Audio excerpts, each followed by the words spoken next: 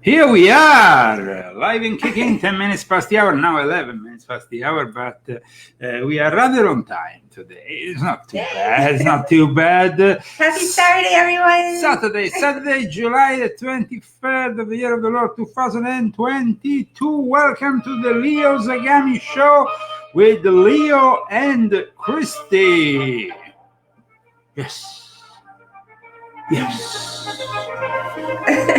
And now, live from Palm Springs, California, your host, Leo Zagami. With Christy Zagami. That's me. So, welcome to the most unusual geopolitical analysis to date. We have a bunch of people tuning in. Hello to Pirate Infowars, RIMF, to Viro, I don't know who's that, and many other people who are tuning in as we speak. Jake Farron Merlin, the sun is shining, you say, on the southeast of England. Well, that's great. I guess it's shining a lot. So we have also Paulie. Well, Christy, we have a lot of people who are tuning in. Please share, multiply this video with your shares and subscribe to all our YouTube channels, even the ones that are not currently broadcasting the Leo Zagami Show, but are indicated as emergency channels, because we never know if they might remove us for the 16th time from YouTube. Who knows?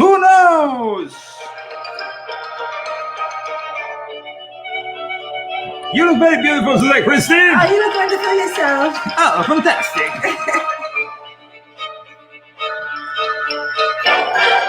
Hello to our friend Bruce, Piper Fogel, Danish DD. See, there's people tuning in, and they're tuning in.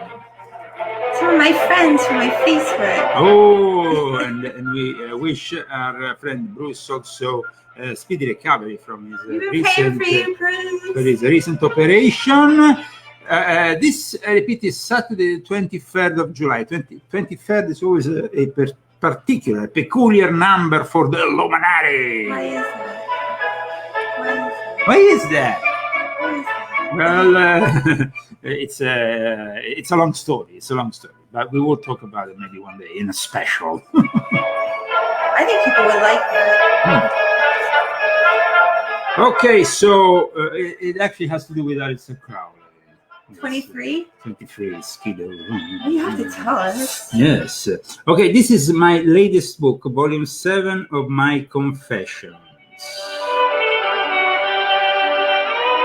A book which I advise all of you to purchase, just as I advise you also to purchase my wife's books. Thanks to the purchase of these books, we will be, of course, capable of bringing you more broadcasts in the coming weeks.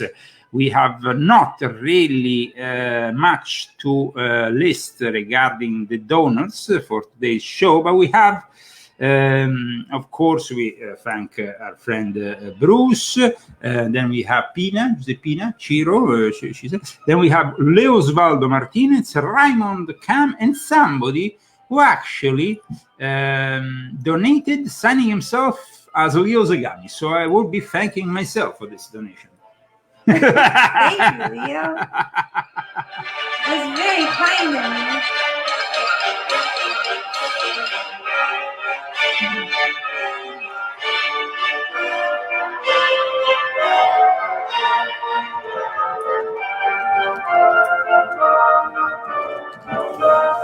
And we have a lot of news on the table. What the other news providers don't bring you, we will be focusing on. Regarding the number 23 and its enigma, it was also a number very close to Chaos Magic through William Burroughs, let's say. I mean, it was also indicated by Robert Anton Wilson and Robert Shears in their famous or infamous, depending on the points of view, Illuminatus trilogy, and of course the 23 Enigma is something that has to do also with 2 and 3 together, put it, and it's 5, so the law of fives, it's connected to it, and so it's also a connection that has to do with specific calculations, especially to do with the so-called Principia Discordia. But there is a lot of other implications for the number 23, especially in the music business. Like I said before, did I say it actually before? Maybe I didn't say it before. No, there is some implications because it became then the number associated with a band, and of course the industrial group Throbbing Crystal, which actually had a meeting with Burroughs and was considered a very alternative kind of performing art musical group with the adventurous presence of Genesis P. Orridge, which of course is a very interesting character. He died not so long ago, and he was very much involved with chaos magic. So I guess that number 23 has, of course, a connotation both within the chaos magic world as well as the Thelemic world. And Jim Carrey, in fact, made a movie, The Number 23. You remember? It was like I remember that. yes. So there was, and then there was also a link with another one of my favorite groups from the early 90s, the KLF, and their and their work, which was always a little bit particular. I mean, this was a band that at the height of the success made £1 million and then banned it. Really? Yes, very alternative kind of figure. Bruce says, I knew Robert Anton Wilson. He was for me what we call a mixed bag. Absolutely. He was actually a member of the Ordo Tempi Orientis. So more mixed bag than that you can't get. Did you put the temperature down? It's hot. Yes, please. Before we will have some serious problems, we will have to, of course, bring it down. No, Yes? it was pretty far down. It's pretty far It's just down. really very hot. And everybody's having hot weather. Yes, So yes. It's not just us, it's everyone in the whole United States. Yeah, but also in Rome. In Rome, you want to see what happened in Rome? Yeah.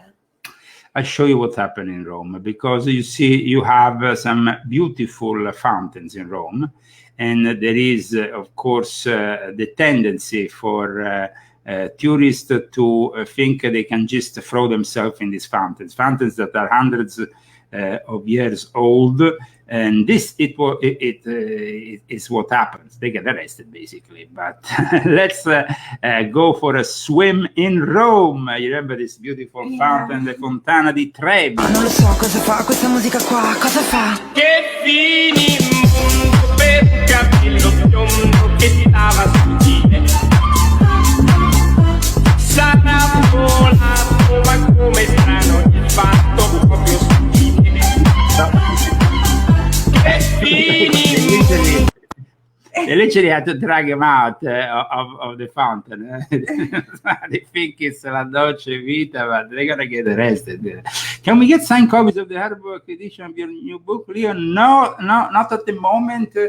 We might in a few months, if we find the right contest, the right place, organize an event here in Palm Springs or around the Coachella Valley or in Yucca Valley. We are still kind of defining this possibility.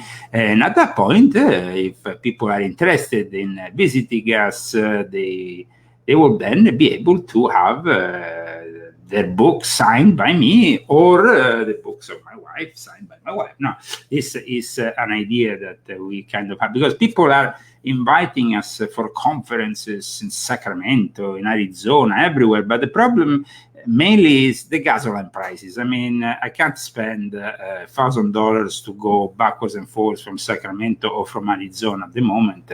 I'm sorry for those who are interested, but I mean, you understand. I mean, with the gasoline prices, no matter what Joe Biden says, Joe Biden, Joe Biden is sick, as you know. He's so sick at one point he said he had cancer. And then after, we discovered he has COVID. I don't know what. I mean, the guy is definitely a survivor.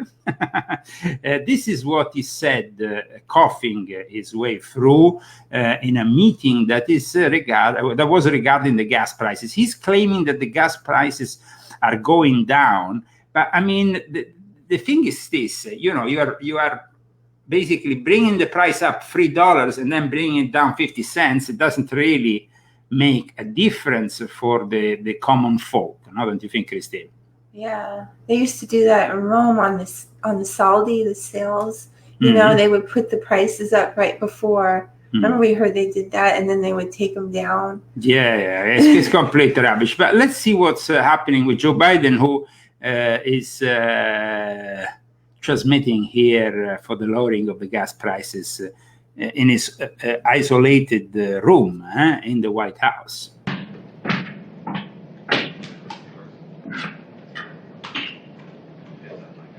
Hey, Mr. President, it's great to see you. Hey, how you doing? Good. We've got members of your economic and energy team here, and we're prepared to start the briefing, but we'll start by turning the floor over to you, sir. Well, thanks. Let me start by apologizing for my voice. I'm feeling much better than I sound. You know, we're meeting today on gas prices, and we have some really good news. Gas prices are coming down. In fact, gas prices have fallen every day this summer for 38 days in a row. This guy's joking. This guy's a joke. This guy's insane. I mean, He doesn't say the truth. Now, you know, you can find gas for $3.99 or less in more than 30,000 gas stations in more than 35 states. So yes, why don't you come to California and see what your friend Gavin Newsom is doing here with his prices that are over $6 a gallon. In some cities, it's down almost $1 from last month. Petroleum reserve. And I led the world to coordinate the largest release of oil reserves in history. Today, we're producing 12 million barrels per day. Now, worries, guys. Joe Biden is working more than ever. His official spokesperson, the black lady, what's her name? She has a particular name, but in any case, You're supposed to know it.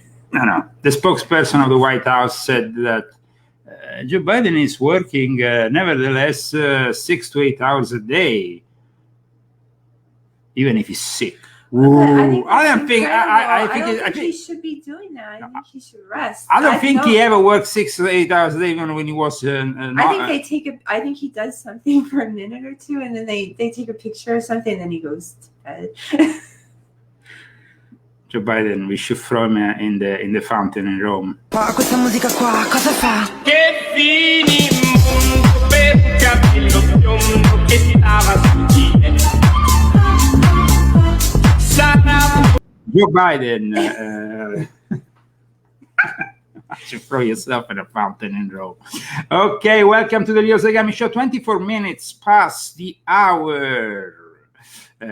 Here at the Leo Zagami Show, we have all the latest news, and one of the latest news, which is like fake news, but it's not really fake news. It's fake news because, in a way, they are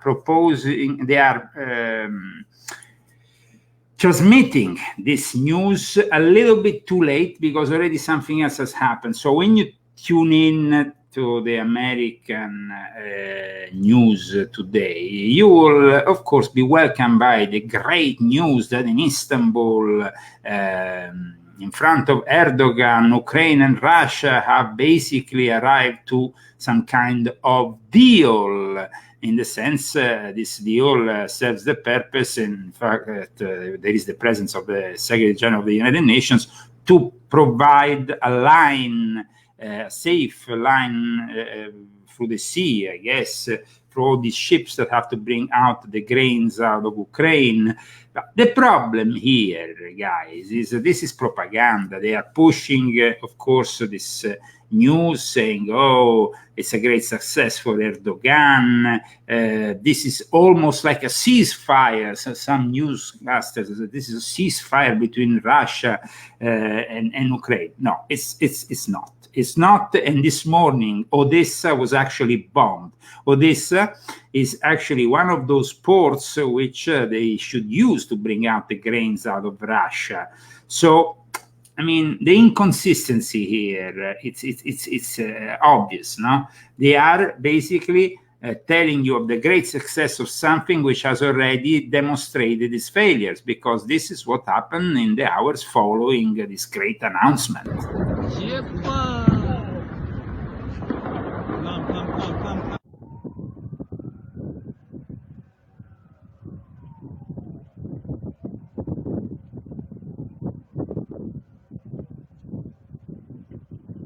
I don't see much of a success in this operation, Christy, because I mean they were still broadcasting these images worldwide with, of course, Guterres very happy, Erdogan, of course, being applauded and spoke of in high esteem by everybody for his success, because he's in good times with both Russia and Ukraine, but just a few hours later, it's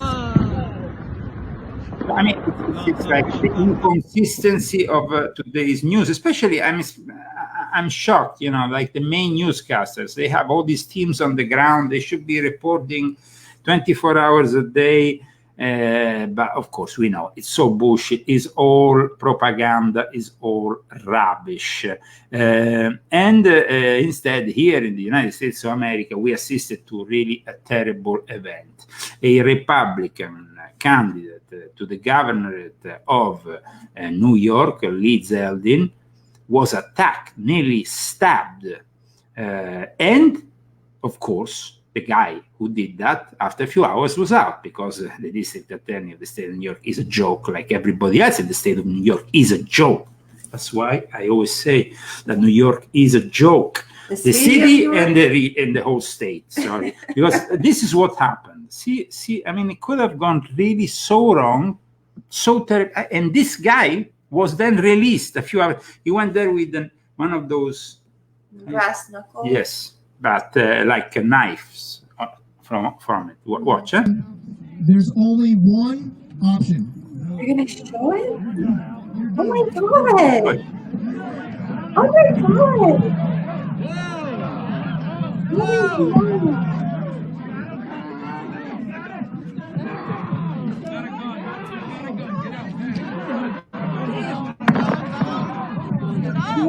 Go now.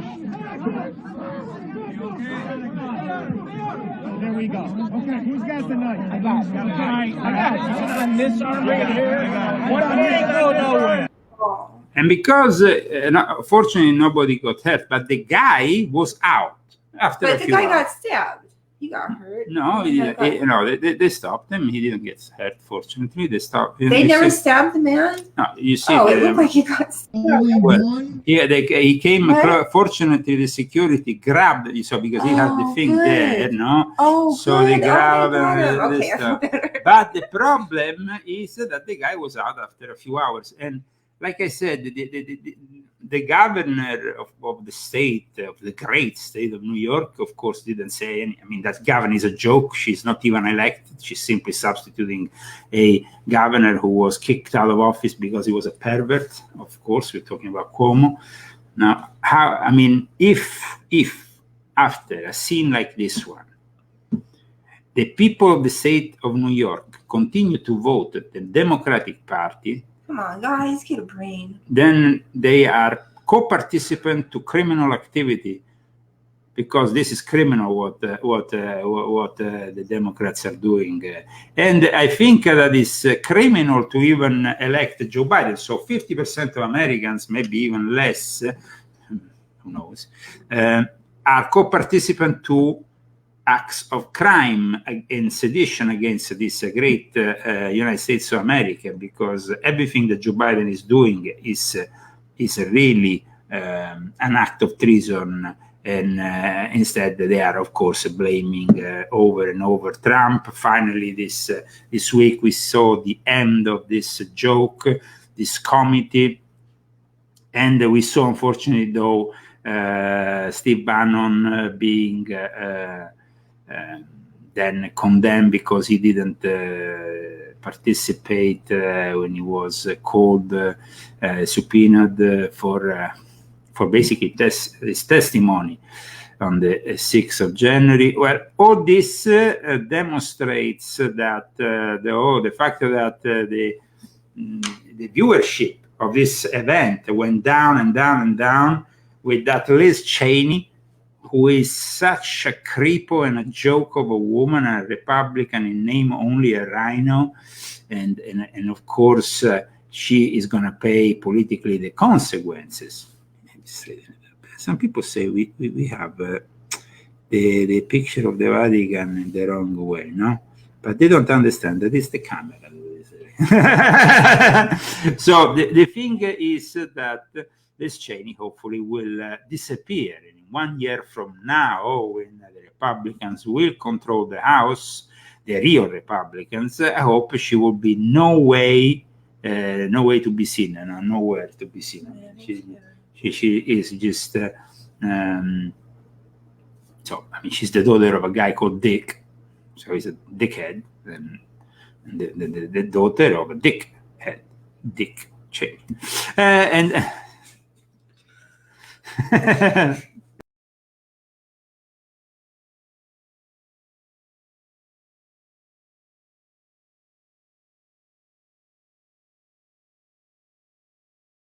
Sorry, we had the Joe Biden coming in.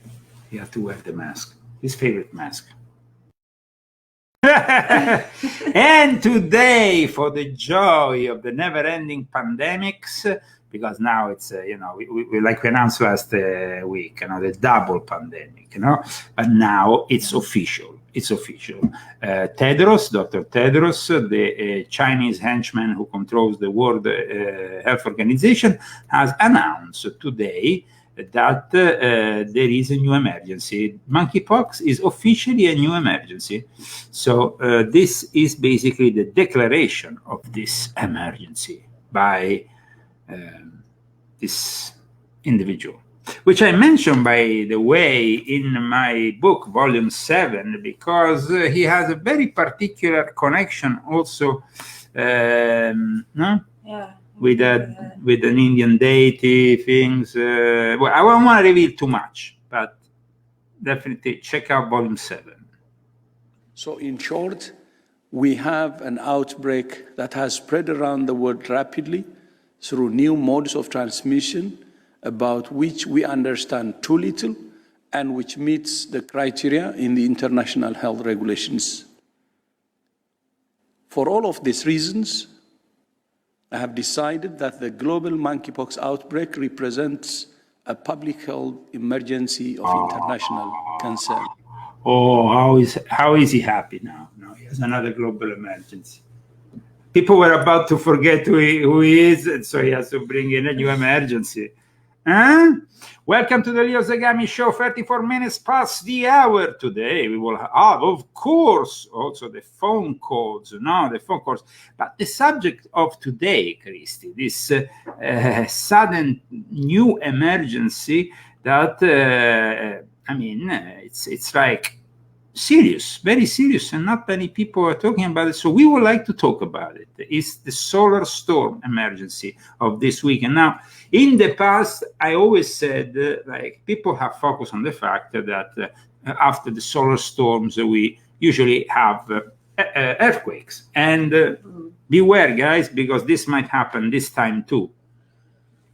But the other thing that I always said is that, at least in my eyes, I think that the solar magnetic storms are directly connected with the heat, the excessive heat that we are bearing. I mean, it makes only sense, no?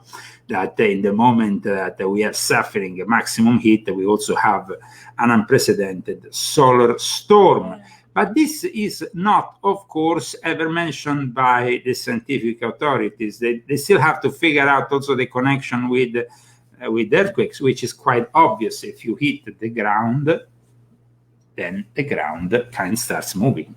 And so when I saw this news a couple of days ago, I figured out there was something interesting going on. Solar storm horror. NASA warns of canyon of fire to directly strike Earth in hours. This was, of course, on the 21st. Now we are on the 23rd. And the latest instead news is that, of course, the solar storm has arrived and is basically already hitting Earth for the whole of the weekend.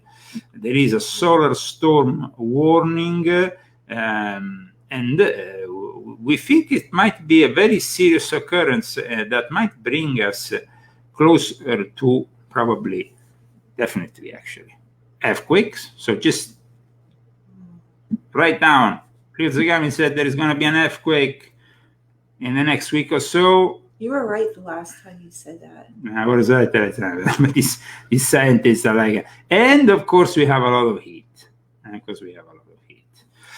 So I don't know. I mean, the intense geomagnetic storms are set to hit the Earth this weekend as the Earth's magnetic field will be bombarded, literally bombarded. What does it mean, canyon of fire?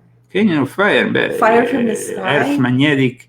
No, it's not that bad. I mean, it is, though, something that might interfere. Here we have some publicity which we will take. Some fire from the sun? No, it is, of course, yes, directly hitting the Earth. It's like you see in these images, which I hopefully will manage to broadcast in a second, as I wait for the end of this idiotic, libtarded, I say, no? It's all very libtarded, unfortunately. This is basically the intensity growing and the possibility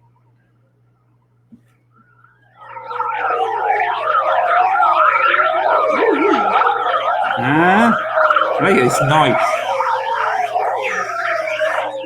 Spacey, guys, spacey. And so the like I said, the connection with the earthquakes is there, but also the connection with climate change. That's why people talk about weather engineering manipulation, but I will say also there is cycles, occurring cycles, and that is really the reason why we don't really firmly believe in anything they're saying regarding climate change, because there is also links that are not being investigated, and the cycles that occur cyclically in the history of humanity that have also seen very high temperatures, very low temperature, mini ice age. A few centuries back, there was a mini ice age that went on for 2 or 3 centuries. The Earth is in the middle of space. What is fake? NASA. Well, NASA might be fake, but I'm just bringing you what they are, of course, discussing regarding the solar sun outbursts. Now, some other more, I don't know how you can define them, but some other reports talk about a more moderate outburst this weekend. Expect the worst of the solar storm to hit sometime around 8 p.m. ET on Friday. So that should have already happened. And in fact, it was pretty hot also. I mean, these days have been terrible. But now, instead, we have also those who talk about the possibility that this what might go on the whole weekend. The causing the space weather was observed on Thursday, July 20th, according to statement from the Space Weather Prediction Center. Bursts of charged particles that are ejected from the sun, so they are like particles. And when the particles interact with Earth's magnetic field, they can create breathtaking auroras. But they can also wreak minor havoc on electrical grids or disrupt peripheral. Well, we are not interested about the spacecraft operations. We just had that actually there was another launch by SpaceX. And Elon Musk continue his business, even if there is a lot of controversy after he has left his bid with Twitter. Today, Saturday, 23rd of July, 2022. Please share this video with your friends and family. The Leo Zagami Show is a broadcast. Also on Roku, we have a channel.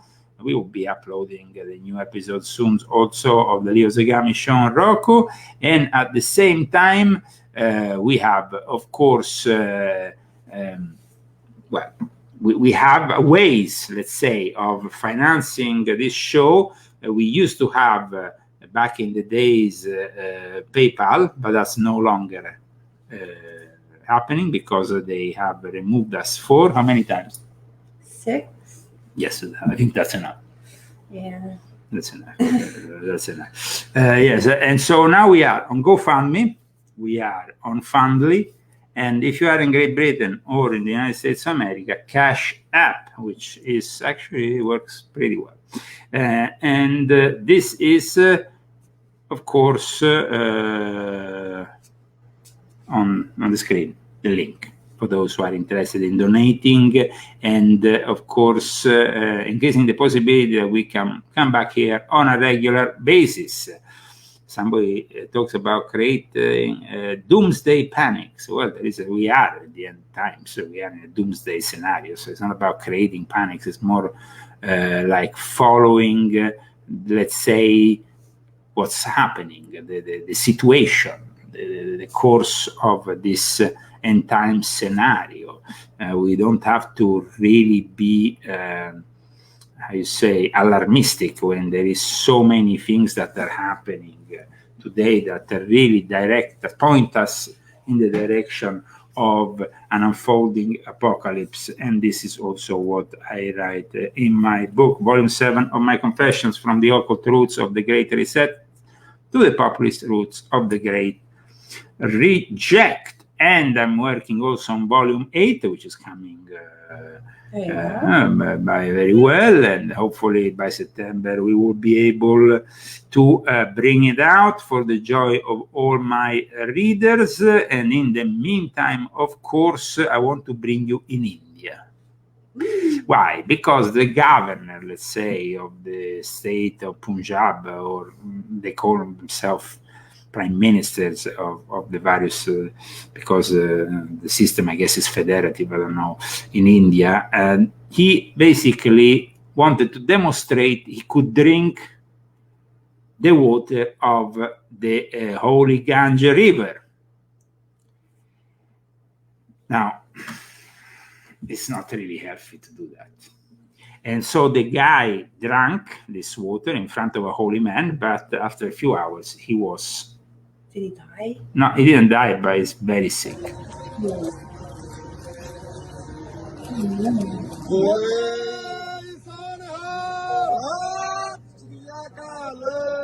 Now, what you gonna? I mean, what a politician is able? I mean, what will a politician do to get a few more votes? I mean, that is really the thing. Now, in this case, he's literally poisoning himself.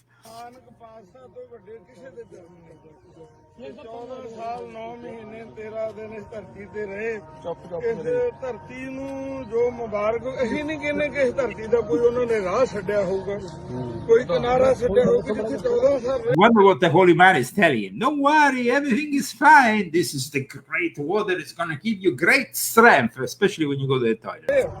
ਤੇ ਉਹਨਾਂ ਨੇ duty ਕੀਤੀ ਹੈ ਇਹ ਤਾਂ ਇੱਕ ਕਿਰਨਾਮਤ ਆ ਸਾਡੇ ਵਾਸਤੇ ਗੁਰਸਿੱਖਾਂ ਵਾਸਤੇ ਹਰ ਪ੍ਰਾਣੀ ਵਾਸਤੇ ਕਿਉਂਕਿ ਗੁਰੂ ਨਾਨਕ ਪਾਤਸ਼ਾਹ ਦੇ ਚਰਨਾਂ ਦੇ ਨਾਲ ਇਹ ਸੋਈ 120 ਬਾਣੀ ਆਈ ਅਫਸੋਸ ਆ ਇਹਦਾ ਕਿਨਾਰੇ ਖੜਿਆ ਨਹੀਂ ਸੀ It's quite well known that this river, I mean the river Ganges, the holy river of India is polluted. I mean, it's full of they throw in dead bodies all the time.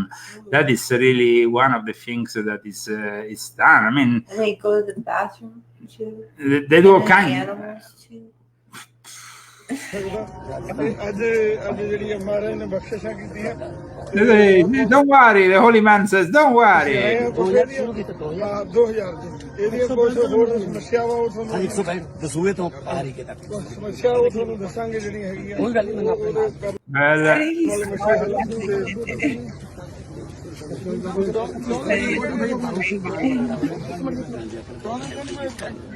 I say don't trust the holy man.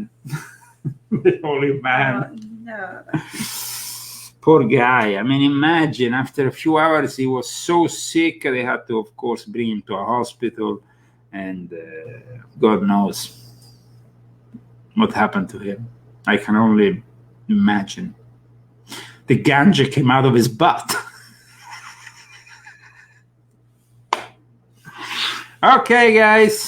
Okay, let's move forward with the Leo Zagami show. More news, of course, exclusive news that is rather unusual coming out of Italy today regards instead young mafiosi who are not behaving like, their fathers, the more, the people from the old school mafia who used to be a bit more reserved.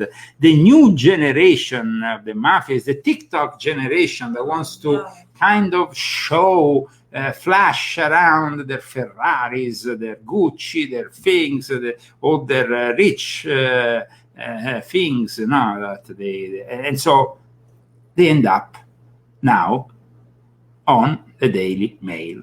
Mafia's TikTok generation infuriates their bosses by flaunting their flashy lifestyles of cars, clubs, and champagne on social media. Now, let's go and check out this guy, because this guy, Crescenzo Marino, that you can see here, is the son of a Camorra boss who was already arrested 3 years ago for biting off the ear of a gentleman who had in some way annoyed his girlfriend. This is the guy, of course, parading on his watch him. He likes to, and then he has a lot of pit bulls, so he likes to show also the pit bulls. I will, of course, say that this gentleman here is not really very clever or intelligent, because if you do something like this, but let's go and check what happened when he goes around and he actually sings along. Even he makes videos where he sings typical Napolitan neo-melodic rubbish music, of course. Crescenzo Marino is a mafiosi who should be in jail. He's the son of a mafiosi who is in jail. But, Naples is a place, unfortunately, my great-grandmother was from Naples. You have also great-grandmother from Naples, but it's a shithole. And I'm afraid to say that, but it's true. Why? Because unfortunately, after the end of the Second World War, they planted there an American base and they brainwashed the people to be anti-fascist and completely communist. That's it. And so the culture that they got is a product also, unfortunately, of the American base, which has, in a way, tolerated these mafiosi. It should be wiped off the face of the earth immediately instead of tolerating them. This was when he was arrested 3 years ago, Crescenzo Marino. The police here went inside and arrested him because he had bitten off the ear of this person. And of course, you see, what this is a relative of the woman there is a relative of this mafiosi. She's also a mafiosi, look, and she married with a famous Napolitan singer, younger singer. See, they like to show the richness, and their taste is, of course, some of the most kitsch taste. The Italians continue to tolerate this rubbish, but like I said, there is also, unfortunately, the hand of the Democrats, American Democrats, people like Nancy Pelosi of the Gambino, and all those people who are responsible for having tolerated this shit after the Second World War, which unfortunately gave birth to that kind of godfatherish scenario. If it was for me, I am half Sicilian and I'm, of course, by blood, a prince, I would simply wipe them off the face of the earth. I'm sorry. I can't be tolerating of these figures. But, I mean, you should see when this guy goes around. I mean, this is a mafiosi, you know. In the end, all days, the mafiosi had ways of presenting themselves. Nowadays, they go on TikTok, on YouTube, and they sing along this kind of song. I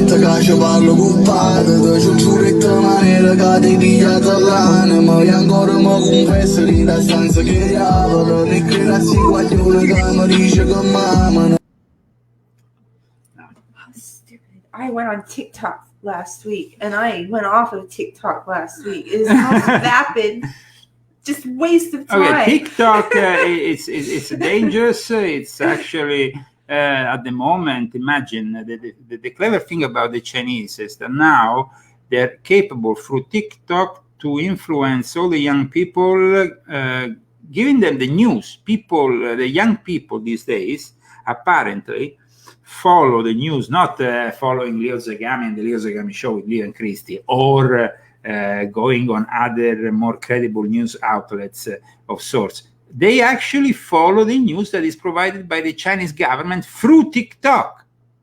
And they have just recently made a research in England that proves that the English young kids, most of them, listen to the news through TikTok or Instagram. Now, Instagram, okay, we know it's deep state, piece of garbage, whatever, aligned also with China. But TikTok is actually China. So, Weren't they going to outlaw that app in America? Yeah, they always said they outlaw it, but it's always there. And, you buy a phone and you find it directly in it. And it doesn't seem to be outlawed in any way. But, I mean, the TikTok generation is about... you get a lot of views on TikTok, though. Yes. You get a lot of views because they run the videos, like much more than any other platform. And so a lot of people see them. So it's pretty dangerous. Absolutely dangerous. And sincerely, I find it dangerous that the young people are now brainwashed by China that also through TikTok collects your data, by the way. Well, I'm not on there anymore. I got off. Okay. You're on there. Well, it's not me, actually. It's one of my social media assistants who does that for me. I said to him, I'm never going to download that app. I don't really have apps on my phone, guys. That is also another thing. I use Facebook or other social media from the computer. I never download any apps. I don't have it on my phone. You're good. I don't ever. You're really good. Do you ever see me with my phone in my hand? No. I mean, the phone doesn't even work here where I live, and I don't really use it. I'm working on it myself. I think that it's like a drug, smartphone. You need to really depend less and less from it. Unfortunately, a lot of the people who are following us today are probably doing it through their phone. They're not doing it through their computer. But I suggest you get Roku, you get something, and just watch it on your TV. And no. Oh, it's nice on the TV. Yeah, absolutely. It's a better sensation when you can see Leo and Christy on the TV. Really. Okay, another big problem for the European Union was yesterday, of course, the possibility that Russia will completely cut off the gas through the pipeline Nord Stream. It didn't happen. They have diminished, of course, the amount of gas they're pumping into Europe. But in the meantime, the EU wants to do some drastic decisions to cut the use of gas from Russia. This, though, is not really well seen from certain countries like Italy or other countries that depend way too much on Russia for their gas. So the problem now is actually that the EU starts to see, just like NATO, some evident kind of... It's like Russia is really pushing some friction and tension within the fold of the EU. And now that we have elections coming up in Italy in end of September, apparently, on the 25th of September, and at the same time we have, of course, Great Britain that has to reformulate a new government of sorts after Boris Johnson was he resigned. So the situations of tension in the European Union are evident, but also outside of the European Union, because Great Britain is no longer part of the EU. And I must say that the heat, that we have now, England is lamenting extreme heat, and a lot of the people wanted to go down to France, but France assholes, this time France acted as assholes, telling them that because they did Brexit, they had to queue for hours, and they actually blocked kilometers and kilometers of queues, because there is a tunnel that you have to take, though, you have to go on a train, then you are transported through the tunnel. Now there is queues, never-ending queues under the sun of English people who want to go to France, but they are kept deliberately by the French waiting for hours. I think that's assholeish. Yes, I'm sorry to say that to my French friends, but we have French friends. But that's not so nice.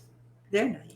I mean, the thing is that, of course, France wants to show they are still in the EU. The EU is a joke. The EU is a joke, and I hope it collapses, and I hope that it ends, because everything that I hate about Europe is because of the EU. Even Italy was ruined by the EU. Italy was a great country with the lira. It became a shithole with the EU currency, the euro, and became a country that was impoverished by joining the EU rather than gaining anything significant, especially in the last 20 years.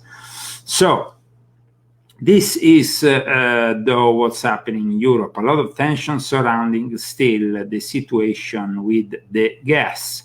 And we are moving forward with yet more news. And there is this conspiracy circulating through the news in the last few hours that Vladimir Putin has a double, and apparently they say that he has used this double in his recent journey to Iran.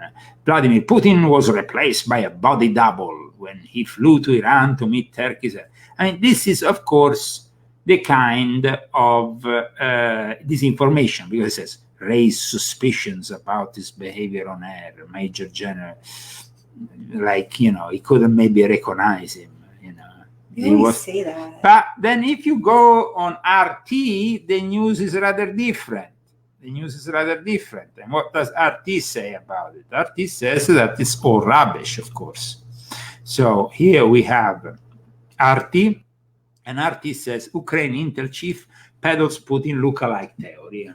It's Ukraine Intel chief that is peddling fake news.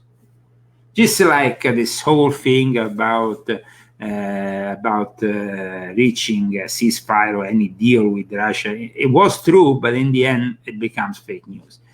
And it's everything that comes out of the mouth of the Ukrainians is lies and just a request to have more money. Give us more money. Give us more money. Give us more money. We don't have any money. And then they said, and then they sent the wife of Zelensky, who, by the way, said not so long ago she had taken a break. Their marriage had taken a break because of the war. So what? She came here to America now. Wait, her marriage took a break? No, that she taking a break because because of the war. I guess they were taking a break from the marriage. I don't know. That means you're breaking up. Well, I mean that's. And then she comes here. She comes here instead. And she, of course, goes around thanking America to stand with them and all this bullshit. Guys, I'm sorry to say it, but I don't really like. I of course don't stand on either one side or the other. But I can't stand the Ukrainians. I'm sorry. This is the way they act. This is incredible. In Italy, they made a big deal because a carabiniere. Now, carabinieri is terrible. We hate carabinieri. Why? Because they were really those creeps who broke into our house, broke the door. There are some carabinieri in Antigua. They're really assholes. They were really assholes. But now, because they have women carabiniere, they actually celebrated a wedding between two women carabiniere. It was a big deal for the Italians. Watch them. They had the military thing. I mean, it was like done in an official way. Two women, lesbians, getting married together. Presenta, shop. Per un po' di spade, ponte. Io non vedo. Vado a molto sta pigiando giù.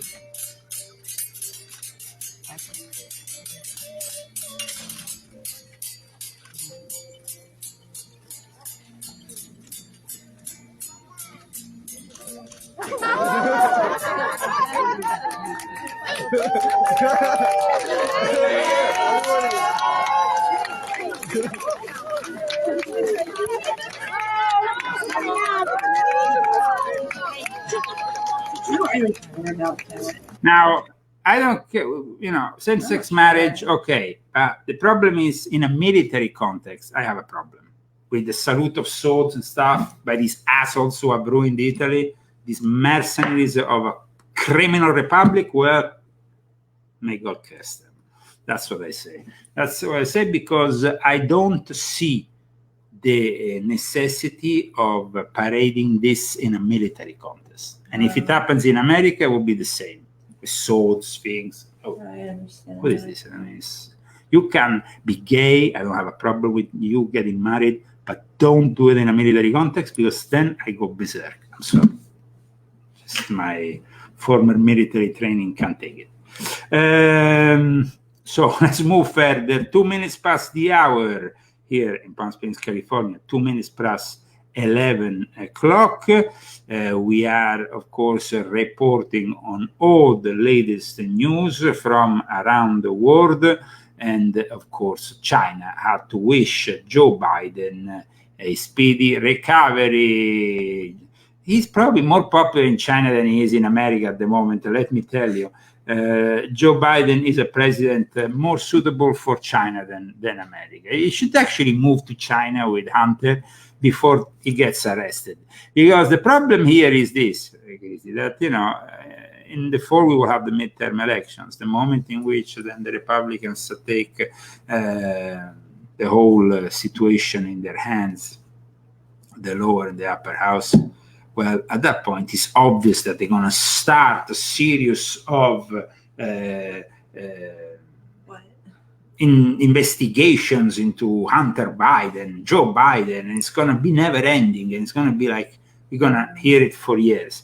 So just prepare yourself for that.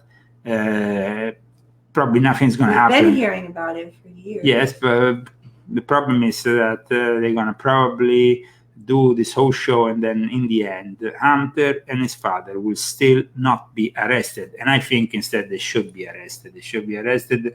They should be arrested because, I mean, what comes out even of the computer, the laptop from hell of Hunter Biden, every time we actually see something from it, it's just incredible. Especially this mail in particular that surfaced a few days ago, that made a lot of people. It's from December 2018. It demonstrates really how criminal they both are, him and his father.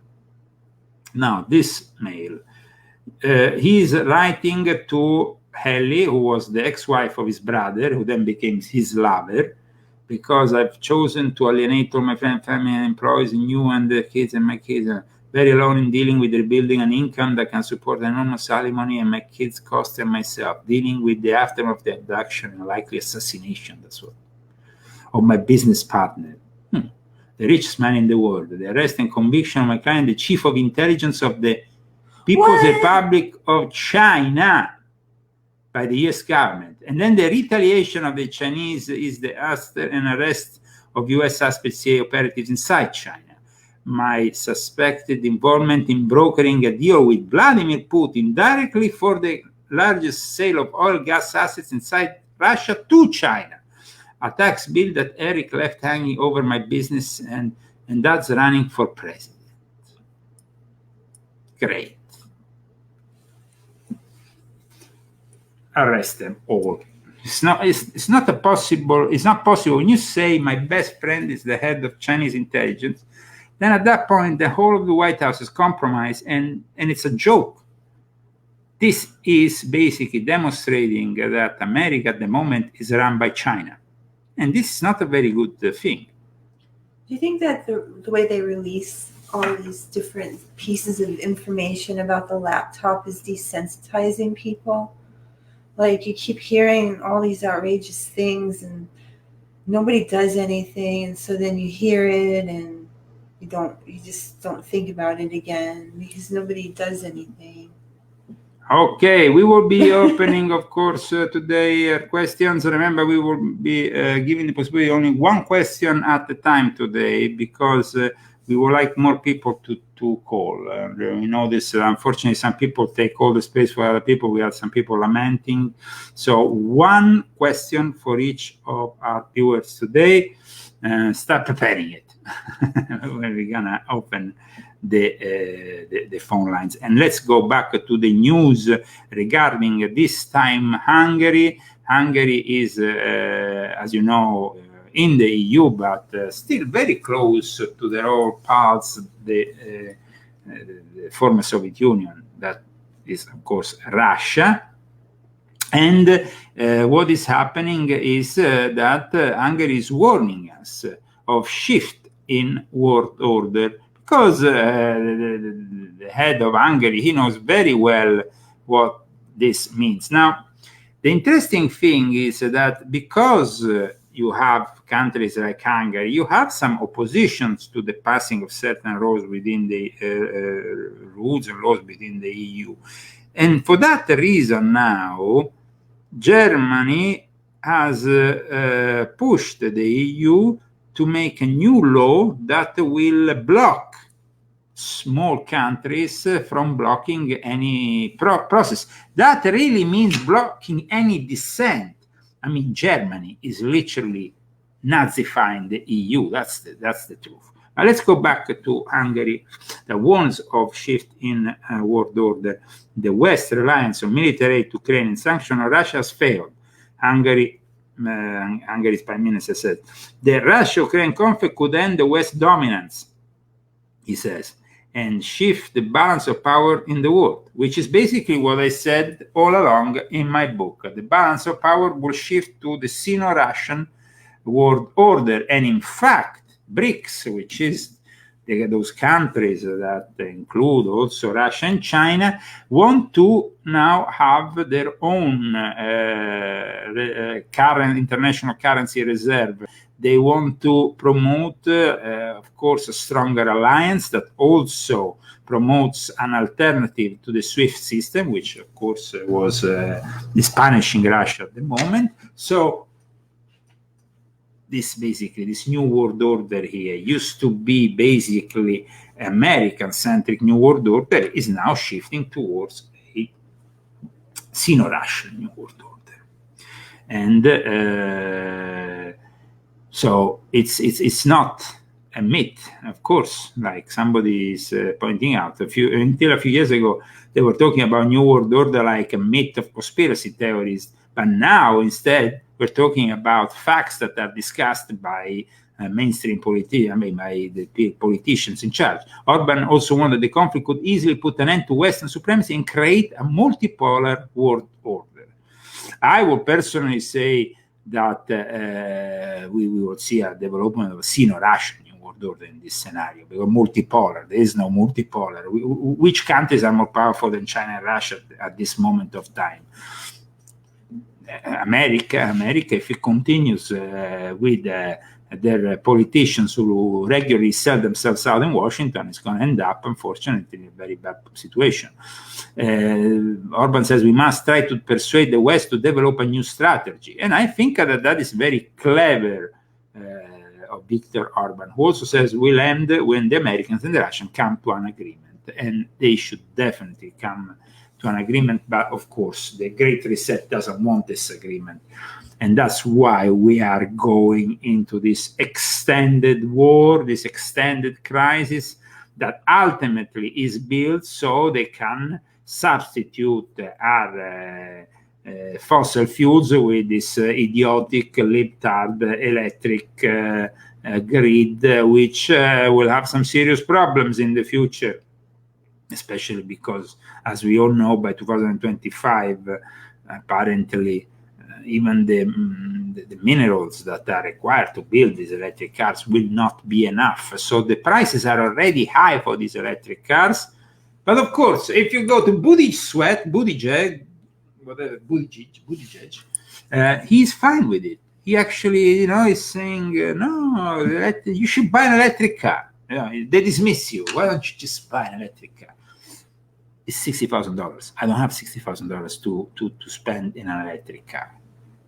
They want every single American to fall in debt so they can take away their houses, they can garnish them away, and they can make possible for them the Great Reset, which is to destroy the private property. That's what they want. That's what they want. They're doing it, implementing for that reason. This is, of course, the Leo Zagami show, 11 minutes past the hour. We will be opening soon the phone lines. One question for each of our listeners, so we can all participate in today's show. So, as you can see, the news that I was giving just earlier is being just received here, and finally, Yahoo is telling it. Russia hits Ukraine Black Sea port despite grain deal. So it is not a ceasefire of any kind, and it was never supposed to be one. There was no photos at the end of the meeting in Istanbul and things. It wasn't such a happy meeting as some were saying. Now, an interesting thing here, I found a interview a couple of months ago, 3 or 4 months ago, made, I think in the month of April, with the Grand Master of the Academy of the Illuminati, Giuliano Di Bernardo. Why this interview is important is because, of course, he is a Grand Master of the one of the main Illuminati groups in the world, the Academy of the Illuminati. His vice president is, of course, Pier Giorgio Bassi, which you met. Yeah. In this interview, he talks about the Russian and Ukrainian conflict. And basically, he said that peace is finished, as we know it. And he basically explained that the history of humanity in the last 2,000 years in Europe have always seen wars, and of course, he talks about the fact the monarchy was destroyed, and then destroying the monarchy led, though, to the rise of fascism and Stalinism. So it wasn't such a great thing as people might think. Maybe here in America, where they founded this republic on which we stand, but not for Europe. And after the Second World War, Europe installed this word of peace. But he also says that the way that the United States, as a guardian of the world, pushed itself at the head of the New World Order is not working. But of course, for America, is working very much this war because it's making Europe weaker, and in its eyes, that is, of course, something that both Bill Clinton and then Joe Biden wanted. And then we have, of course, NATO, and he talks about NATO. He talks about the expansion of the United States in Europe. And so they asked him, is there a way to stop this war? This is, of course, Giuliano Di Bernardo. He used to be a Masonic Grand Master of the Grand Orient of Italy, then became a Grand Master of the Academy of the Illuminati. He basically says no. Ma non lo vediamo, no. The answer, it might be simple and it's in front of us, but we don't see it, and so we don't really think that we're going to reach the peace. It's sad. It's sad that all this is happening, but there is, of course, he says that basically there is not going to, altro che pace. He said, forget about peace. It's possible that other countries will soon join this war. And he talks about Georgia, Moldova, Finland. These three countries might end up also in this war. So I don't see much hope from the Grand Master of the Illuminati. He basically says that, I mean, he actually thinks that NATO might even cease to exist before this conflict finishes. I mean, this is kind of incredible statements from what used to be a Grand Master of the Grand Orient of Italy, now is the Grand Master of the Academy of the Illuminati.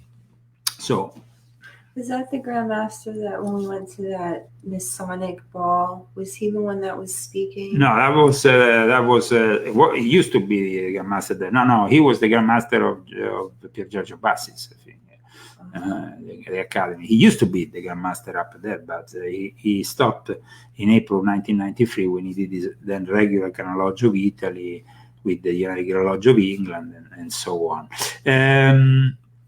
So we are, of course, bringing you news that hopefully is it's I mean, out of the ordinary for you, because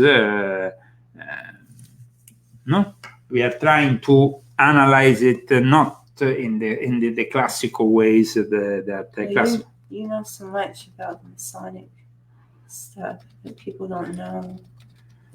You know so much about the other things, you know. Yeah, well, I mean, I see that we are, of course, in a situation that is, it's clear here. They are not pushing the climate agenda as something that is, of course, the new strategy of tension that has to follow up the pandemic strategy of tension in the same way. In fact, there was actually I think Project Veritas recently who came up with a video recorded of technicians who works at CNN, who confirmed the fact that they are going to be using the climate change agenda to literally scare people like they did with the pandemic.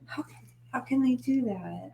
Because they don't have any ethics or any morals. These people are just criminals. You know, it's the way it is. You know, they don't have any ethics, any morals, nothing. They just go on and do their job in a way to create a society of people who are constantly scared by something. And if it was before, of course, the pandemic, and it's going to be also the pandemic now again, when you have Drudge with the titles like this, you see that they are basically up to scare the world again. I mean, this is the opening title of Drudge. That's horrible, that monkeypox. It's like, you know, they are, of course, pushing the monkeypox, pushing the climate change, pushing everything that just And then, of course, on top of this, they want to indict in any way possible Donald J. Trump to not let him candidate himself again. And then, of course, we have on top of all of this, the fires, the continuous crisis with the immigration, and this, of course, problem with the lack of water. Now, when it comes to the lack of water, they talk about the Rio Grande runs dry in Albuquerque. I would like to remind them, though, that there is a solution. I mean, see, Rio Grande runs dry in Albuquerque for the first time in 40 years. Okay, fine. I would like to know why these people are not using the technique that was developed only 2 years ago successfully in Saudi Arabia, when they got the drones to go up in the sky.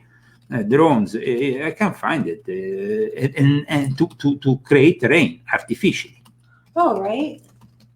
So how comes that last year the news here in America was reporting on something like this, and now they are not doing anything to create rainstorms here in America?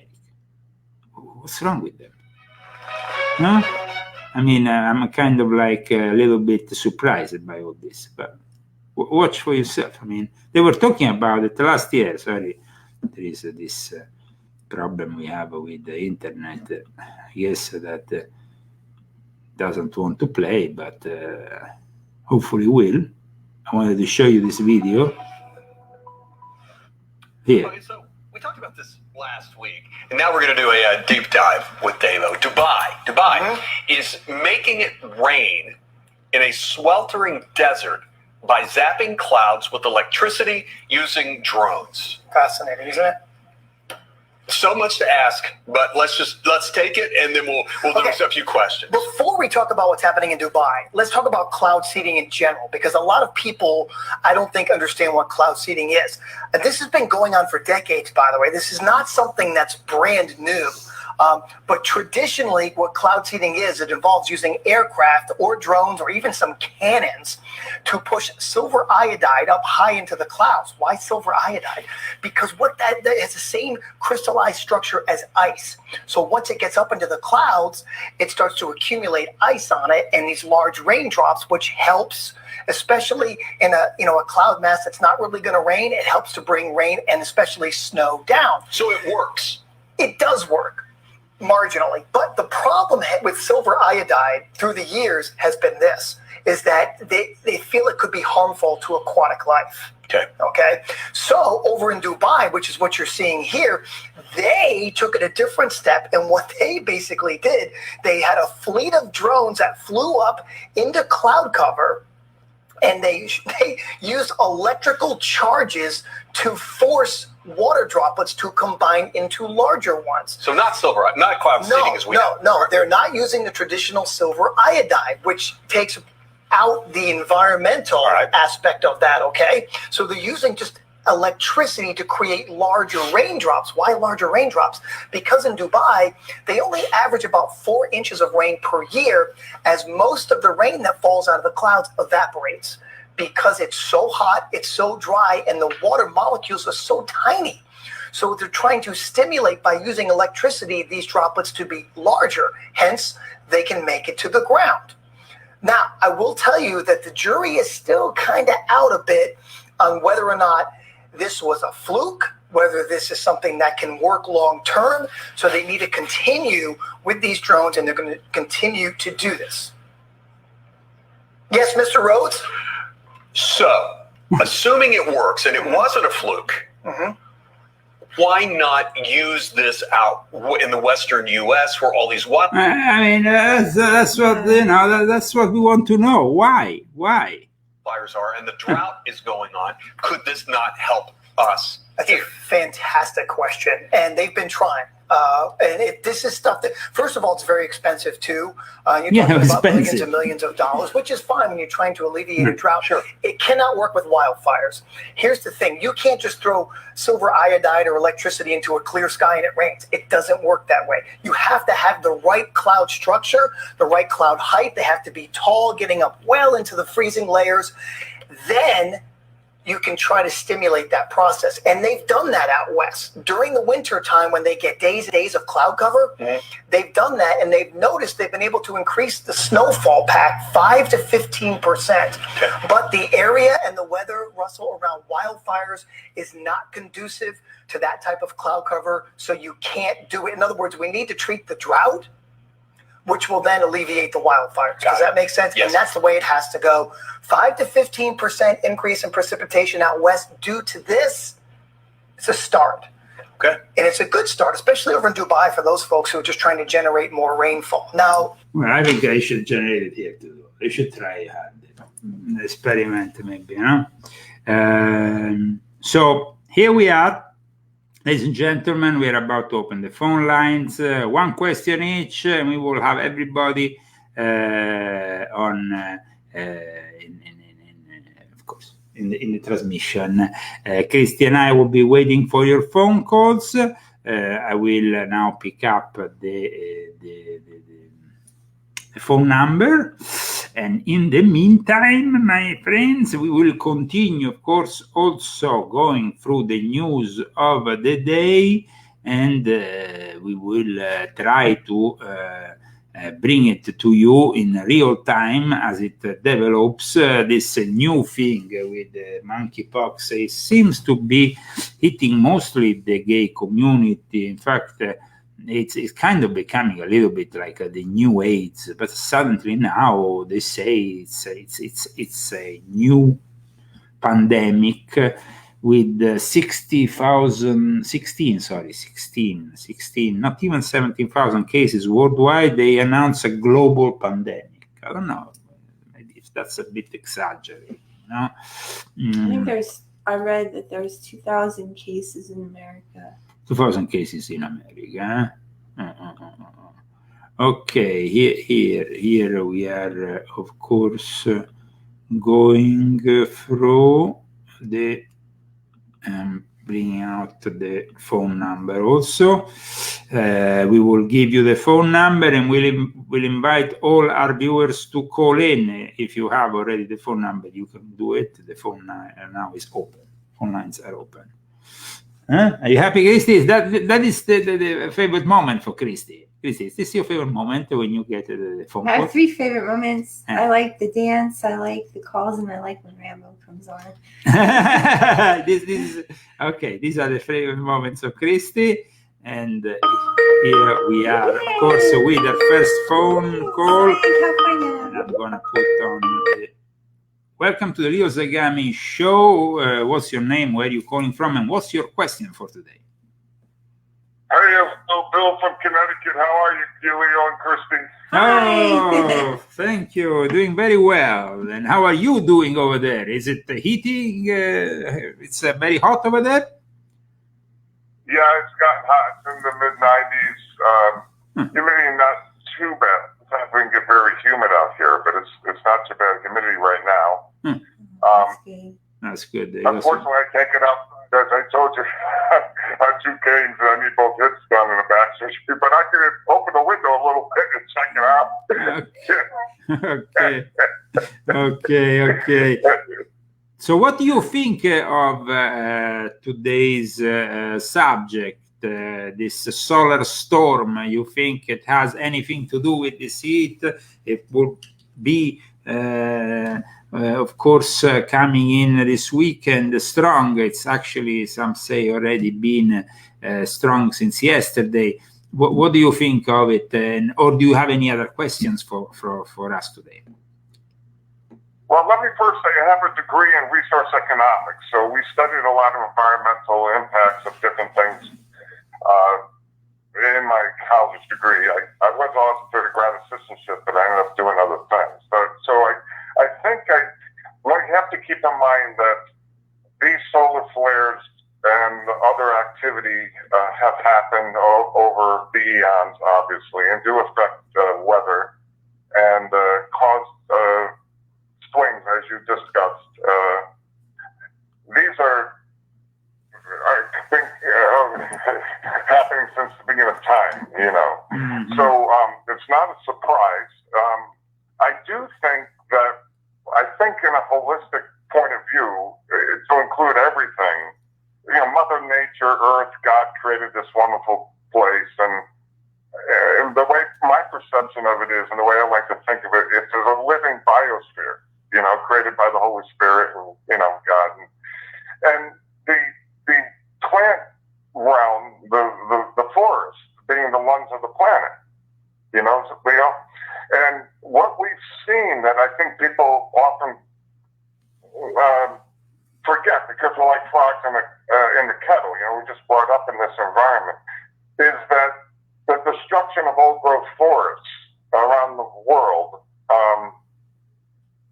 did not occur in addition to the natural cycles until, you know, the great industrial revolution and the replacement of the use of hemp and bamboo, which was used commonly. Like the Constitution was written on hemp paper, and hemp sails were used and hemp rope for sailing. Do you know what I'm saying? Yeah. And so that got all replaced with the, you know, the mill industry and the paper industry cutting down forests. Of course, we need some of that for building, don't get me wrong, but there's a large percentage of that certainly never needed to happen, but was done for profit. Because, as it always is, you know, everything's driven by the almighty dollar, where obviously hemp and bamboo grows like weeds. Do you follow me? It's, you know, it could easily be used for toilet paper, newspapers, other paper products. So we have a degradation of the lungs of the planet for you know, we also have, of course, destruction of the rainforest for cattle grazing and different other means that doesn't regenerate. So if you consider that, right, there's the lungs of the planet, and then something new is the burning of petrochemicals around the world 24/7 with the Industrial Revolution, putting in particulate matter into the atmosphere along with nitric oxides and CO2. That's a new additive. Like, you know, like if you started smoking today, you never normally smoked. That'd be an additional input to your own system. So between the replacement of bamboo and hemp and stuff being used and the degradation of the forest, and then the addition of the burning of petrochemicals, if you look at a holistic point of view, these things need to be considered. You know, like if you're a patient in a hospital and the doctor was looking at why you were sick, you'd want to look at like all the things and inputs and things you're exposed to. Do you follow me? What I'm trying to say, to take a more holistic approach, it incorporates the Industrial Revolution and the changes that have happened thereof.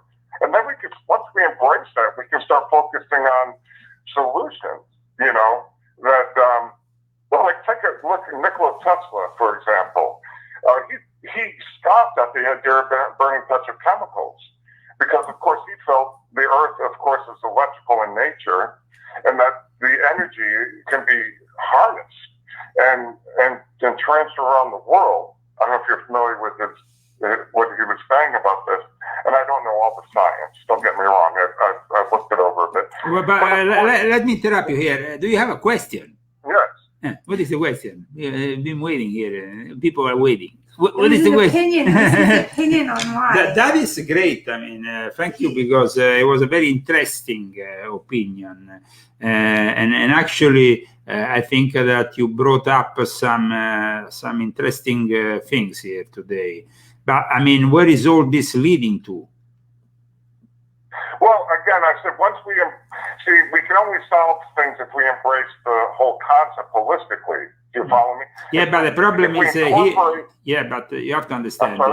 You have to understand that here there is part of humanity that is not interested about you incorporating anything. There is part of humanity, the elite, the 1% that is interested in eliminating at least 3/4 of this planet for their own goal, which is a self-sustainability, which is different from before, because now they have the help of robotics and they don't need so many humans on this planet. Do you realize that, or you don't realize that? with you. I think, unfortunately, they're obviously very evil, and I understand that agenda. I concur with you. I understand completely.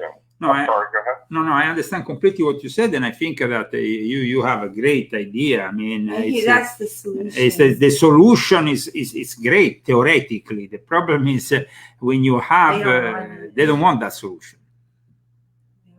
It seems to me. I'm sorry, go ahead. Like I said, it seems to me though that they don't want this solution. So yes, you can present it to the world as a possibility, but you have to also be realistic. Yeah, I agree. I don't have an answer to what we do about the globalists. Do you ever hear Archbishop Carlos Vigano? Are you familiar with him? Sure. I talked about Vigano, and I dedicated to him a whole chapter here in my new book. So I hope that you will definitely purchase this book to maybe learn more about what we are discussing today. And thank you so much for calling in, because you definitely gave us some food for thought. And I think that everybody who calls in should maybe give some solutions at time. Not only, it was. We don't have all the answers. We don't have all the answers. So it was very interesting. Really good. I like that solution. Yes, it was a very good. I like hemp too a lot. I like hemp, but we don't use it enough. Yes. There was definitely a sabotage of the use of hemp. That's true. If you want to call in, +1 970 577 6369. One question for each caller, and of course you can, like the previous caller, give also your opinion on the matter that we are discussing today, the main subject of today. Welcome to the Leo Zagami Show. What's your name and where are you calling from? Hello?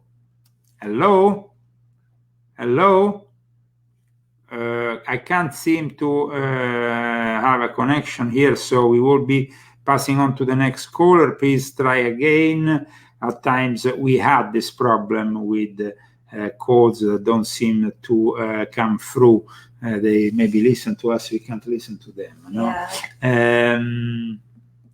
So 36 minutes past the hour. We still have 24 minutes to the end of the show. You can call in +1 970 577 6369. +1, of course, if you call from outside the United States. Oh my God, it's cool. Okay. And on top of that, I like everybody who calls. I like when people call. Yeah, you like it when people. We, of course, invite the people who are following us to support also our show. We didn't really have much support in the last week. And like I said before, we need a minimum to cover up at least the expenses for the show. You can support us through Fundly, through GoFundMe, and if you are in the United States or Great Britain, also through Cash App. Thank you, everybody, for buying the book. And thank you to all those people who also have purchased the book. Now, the gentleman just called, he made a great point, but I was surprised he didn't purchase my book, because he was asking me about Vigano, and there is information in this book about Vigano that you will not be able to find anywhere else. So, you're really good with that. Yes, I guess that Facebook is allowing me to stream. I don't know. We are not at the moment. They usually let us. Yes, usually. Usually we're on Facebook. Yeah, so sometimes they take us off of YouTube, but we get left on Facebook. Yes, usually they don't have problems with us on Facebook, So why are you asking us this question, Bruce? Have you have problems in seeing us on Facebook? It might be also the service, that it's not working as well. But usually they never blocked us on. Are we blocked right now? No. It seems here from what I see here that we are broadcasting. Oh, I see myself. So there is. It seems, but I don't know. I want to check out something, because you never know with Facebook. So I just want to make. They only took down really one of our videos since we've been doing our broadcast. Yeah. Welcome to the Leo Zagami Show. Who am I talking with, and where are you calling from? This is Michael calling from Hawaii. Okay, Michael. One thing. We seem to have a problem with Facebook for 249 countries. There is been blocked for some reason. I don't understand why, but there seems to be something relating to some kind of copyright issue. So that's what they always get you on Facebook. We don't play any music. Well, what can you do? What can you do? On the inbound call, I just thought I'd mention before commenting upon the monkeypox thing that it was difficult connecting to your number. It went dead twice, actually. This is the third attempt. Oh. So I thought you might want to know that. Okay. But on the monkeypox, I love these people who describe it as the money pox. Okay. Because it's all geared upon the test, the PCR test. If you notice, they will say many times that the so-called people who the cases, the infected, are asymptomatic. They don't have symptoms.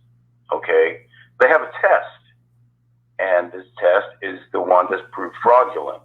That's what's driving this. They've shifted from people, grandma dying and people falling dead to now people, have a positive test. They have this, they have that, and so it's a money thing. And so I would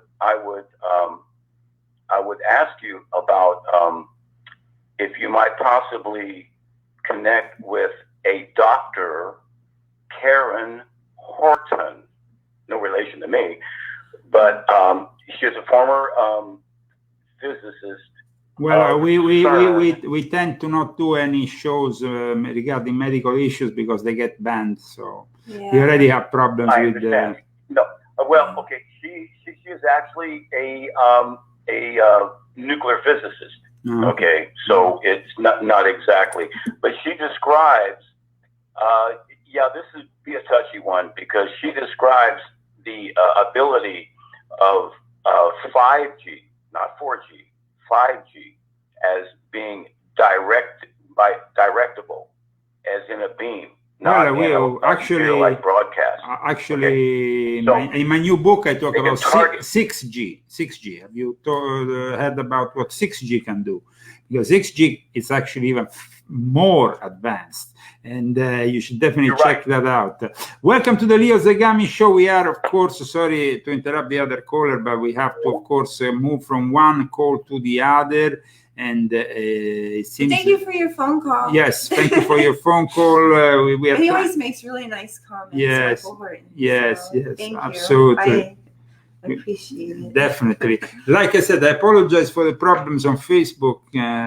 It seems like they have in some way blocked the screening of our show. Is it blocked in America? I think also. Right. Whatever. Let's hope they have not blocked the Facebook for I don't know how many weeks. Yeah, we probably got blocked. But whatever. Welcome to the Leo Zagami Show. What's your name and where are you calling from? Hello? Hello? Hello? Can you hear me? Hello? Hello? Can you hear us? No, you can't hear us. I think that welcome to the Leo Zagami Show. Who am I talking to and what's your name?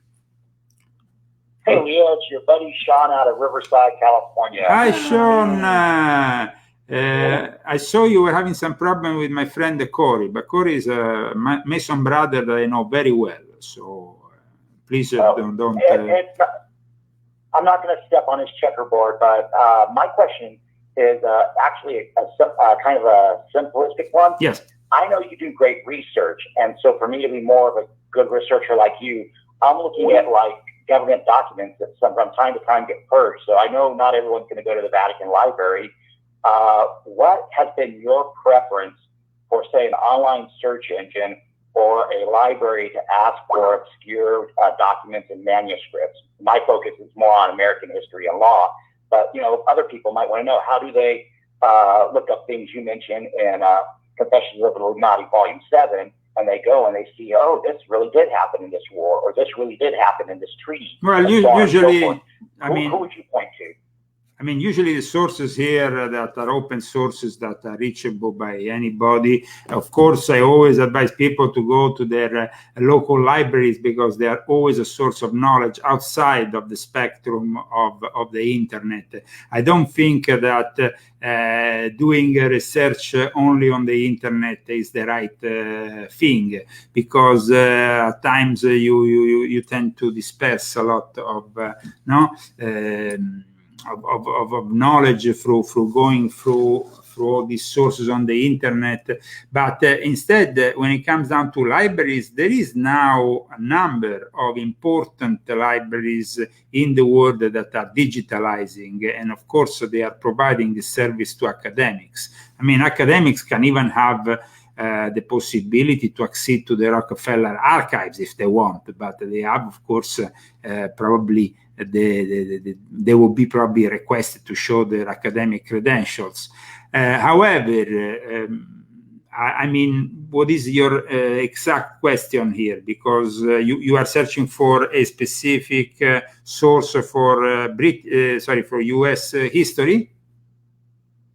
Yeah, I'm looking for certain U.S. documents. And, okay, when it comes down to the Masonic, when it comes down to Masonic history, then I will go to Masonic archives and libraries. And of course, when it comes to Freemasonry, each state, each Grand Lodge has their own Grand Archivist or Grand Librarian of sorts that can be of help. And they are usually available to help, even if you're not a Freemason. If you contact them in a nice, cordial manner, they usually are able to help. Of course, they tend to help more those who are already Masons. When it comes down to other forms, other libraries of sorts, of course, you have to go to the traditional libraries, but go, like I say, possibly in person instead of simply doing it through the internet. You might have a better chance to go also through texts who have not been digitalized. So I think... Understood.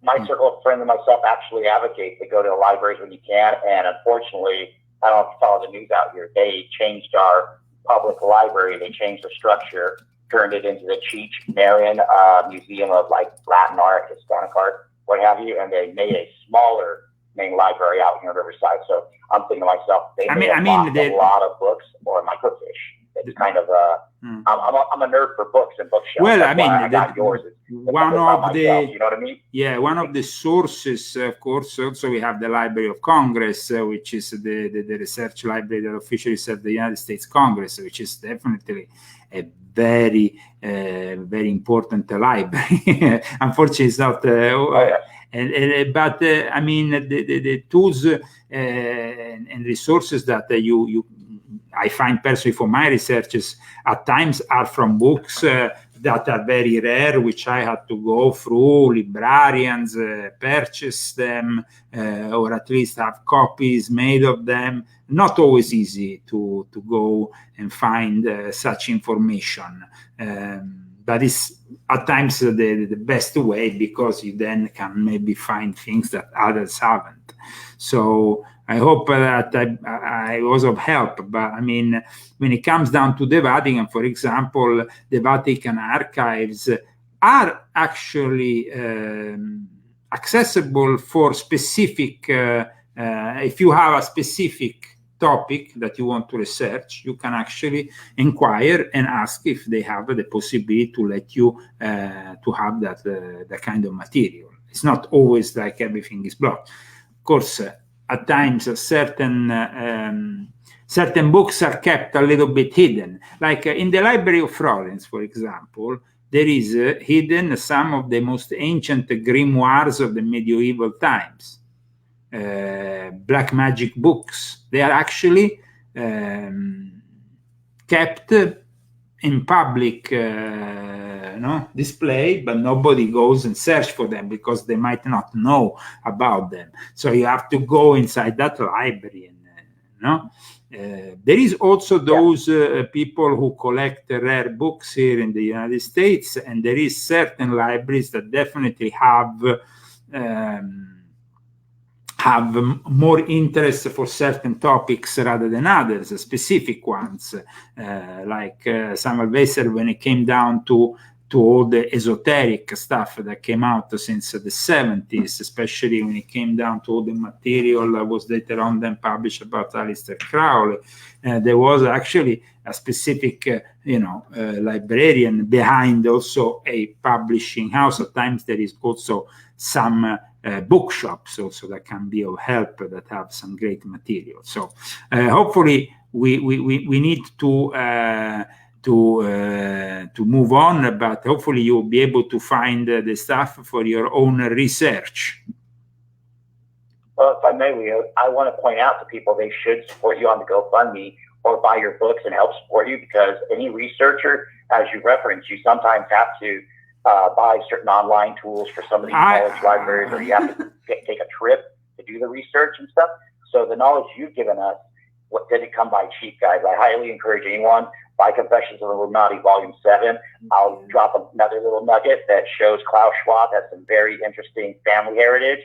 Leo can expand on that if he wants, but the fact of the matter is that, Leo's going around the world to do this research and look stuff up, just like I'm trying to find better research engines and to try to figure out where my library dumped off their local books on certain topics. Yeah, so thank you, Leo, for your time, absolutely. and I'm going to go back to listening in the YouTube chat. Thank you so much for calling us, and thank you so much for this very interesting question that brings up a topic, like the research that I conduct. And Christy knows it. I always have, I have to call Italy, get my mother to send me these boxes full of books. For instance, Volume 8. You've written that in Italian. What year did you write that? Yeah, well, I mean, it's based on the book, because nowadays I would say that the new book is completely expanded and different from the one that was written back published in 2015 that I wrote when I was here in 2014. I actually made a base. I would say, like, initially I thought it would be like kind of like just translating that text into the English language. But then when I went into the research that I was putting through back then, and also the updates and all the stuff I said, okay, let's just bring in a lot of new material here. So aside from being a translation, is actually also a new book. And that's why for the first time in September, I'm gonna be publishing contemporary a book in the Italian and the English language. I don't think that there is any author, to my knowledge, that has done that in ever. Maybe Italo Calvino. I'm talking about some of the most important Italian authors. Maybe they have attempted to do something like this. But I will, for the first time, publish the book in English and in Italian, and it will be exactly the same book.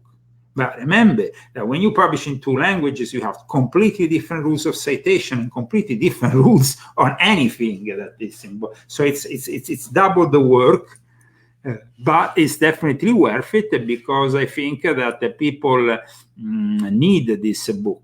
Once you and for example, for this book in particular, there is a research made through the Rockefeller archives that is particularly interesting.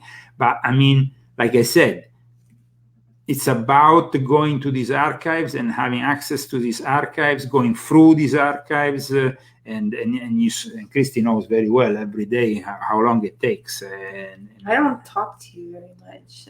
Yes, when you're writing a book, I don't really know you very much until it's over. Because it is a very it's intense. It takes all of your concentration. You're just like completely wrapped up in the research, and I see it. So. Yeah. Yes.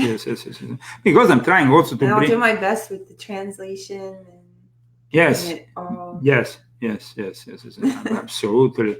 But definitely, we are talking about a book that this time is going to also deal for the first time in the English language, because, like I said, that book that I wrote and published in Italy was already based on this topic, but bring out also my knowledge of the music, the cinema, because I was a record producer. I produced a lot of records, and I've also had experience in the cinema business because my grandmother used to work with Fellini and Zeffirelli, and also was the PR for William Burroughs and Brian Geis. And so, I mean, I've kind of like took from my own personal experiences, but also I had to do a lot of research, and it's been a lot of work, definitely. It's coming together.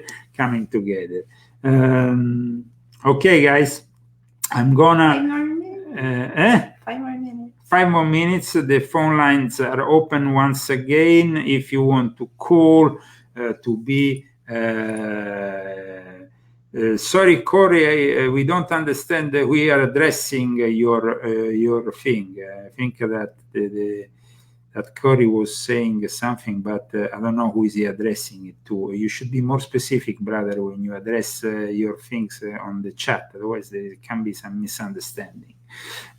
Because when you say just don't show up saying stupid shit, that could be addressed to some to you, or it could be addressed to many people, but I'm sure it's not to us. But even if there is a problem between people in the chat, we know that we are a small community, so let's try to make it. Let's all be friends. So it's a bad world right now out there, and everybody's fighting. Let's all try to get along. Yes. And we need to make it in some way work it out, at least for us that are trying to form like-minded communities of people that need to survive this great reset with my idea, which is the great reject. Somebody is mentioning also, of course, Klaus Schwab, Wuhan, what happened there. I would say that what is suggested here is basically to move out of any city, because the cities are really the places that I was reading an article this morning, and you know that most US cities today, 30% of the US cities today are flooded with immigrants, and most of them are illegal immigrants. So we're talking about 30% of the whole population of a city, changing the whole DNA of Americana, making it less and less American. And it doesn't really take a scientist to understand that, because you need to just go to Los Angeles, 2 hours from here, and you see it. It's like the clergy plan. Well, no, but it's also, the clergy plan is for Europe, but here in America it's not like that different. I mean, in Europe, they want to push half of Africa into Europe and destroy the genetic, because you understand the difference between America. America is itself a melting pot of culture. In Europe, you have populations that have been living there for thousands of years, and so they should continue to live there for thousands of years. Instead, they are destroyed culturally, but also ethnically, through an ethnical cleansing. So to make Europe weaker and weaker, but also make those national identities weaker and weaker. An Italian is no longer an Italian when you go in front of a Chinese who talks Italian. You know that guy is not of Italian origin. Welcome to the Leo Zagami Show. Who am I talking with, and where are you calling from? Hi, Leo. This is Celeste from Riverside. Welcome. Christy and Rambo too. I was wondering if these solar storms affect CERN, or if CERN is involved in any way with them. Well, definitely solar storm is not involved with CERN, in the sense that CERN could be experimenting things, but to actually trigger a reaction from the sun, it would be like, I don't think that that mankind and humanity can ever instigate any reaction from the sun. Do you know how big is the sun? Do you know what kind of cell? Oh, yes. I mean, it's enormous. I'm talking about them trying to harvest something with the solar storm, the energy. That is possible. That CERN, I mean, they've been conducting experiments even recently, as we know, and they're trying to definitely work on experimenting different things, and they could be experimenting something even now, knowing there is this solar storm. Who knows? We are not, of course, working in CERN, so we will not be able to tell you. But there is definitely, it's an interesting question you made, because after what happened recently with their experiments, one can think, no, there is a reaction from the sun. But, I mean, reaction from the sun, from us, a little planet with the little beings that are nothing compared to the sun. We can eventually experiment with the sun and those, of course, those that storm that is arriving here might trigger a lot of interest from the scientific community. Having said that, I'm more worried about the consequences of these solar storms this weekend, because like Christy said in the past, we almost all the time saw some big earthquakes coming our way, here also in Southern California, but also in the rest of the country, as you know, and also we have this weather that in some way I think is connected to the solar storms.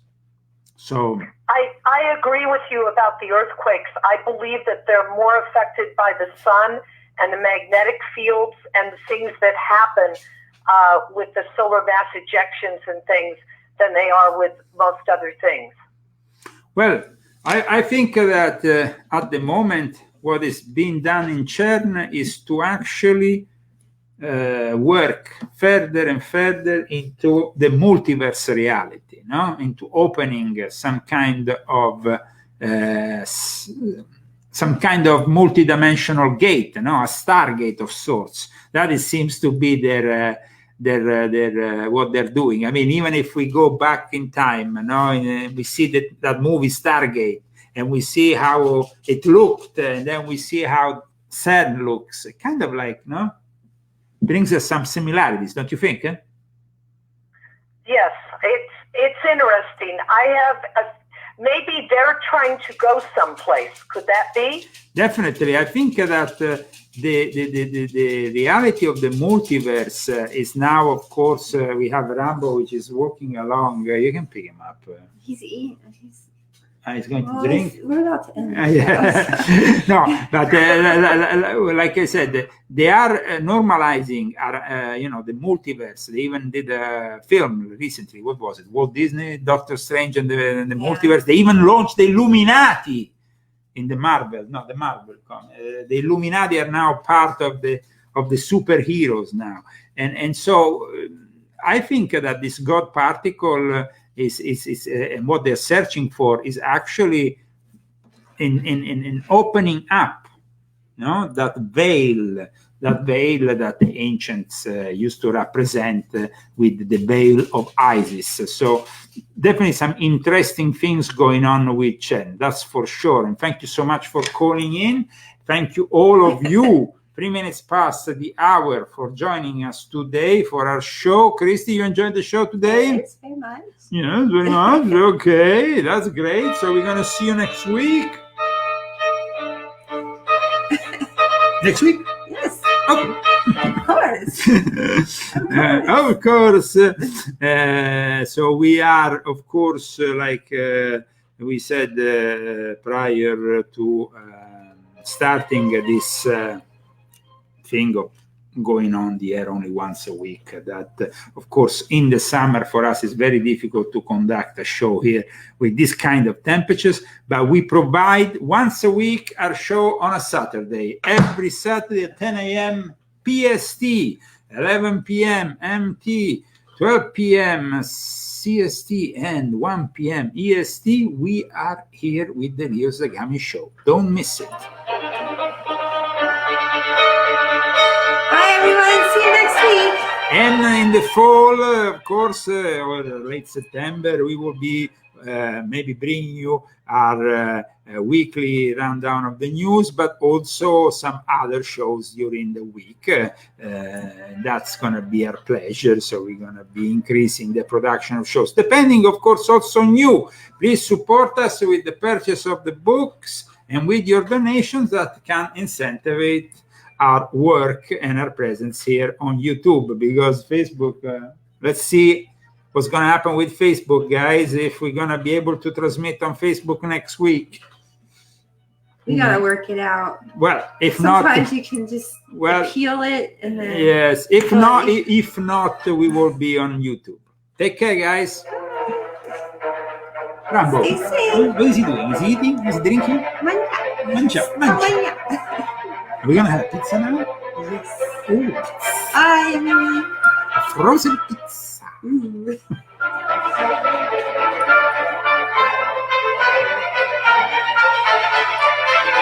And from Palm Springs, California, that's about it. That's all, folks.